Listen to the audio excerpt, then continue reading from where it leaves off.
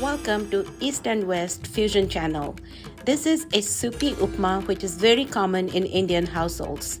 Here I have taken 1/4 cup suji, 1 cup frozen vegetables, little peanuts, and then all the ingredient for the tadka. Along with that, I'm adding little hing and sambar masala. Make the tadka with little bit of oil, and when it sputters, add the peanuts. Let it sizzle for a few seconds until it's crunchy. This is a low-calorie and high-fiber upma as it contains very little suji and lots of vegetables with the added protein.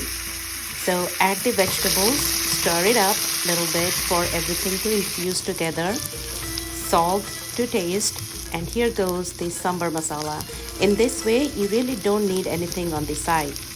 This essentially becomes your upma sambar combo. Add the 2 cups water when it boils and all the flavoring goes inside the vegetable. Slowly add the suji and continue to stir it so there is no lumps.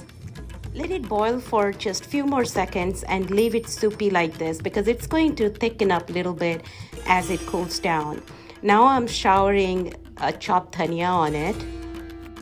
I didn't add the obvious curry patta in this because dhania gives it a very distinct flavor and I really like it, but you can add curry patta.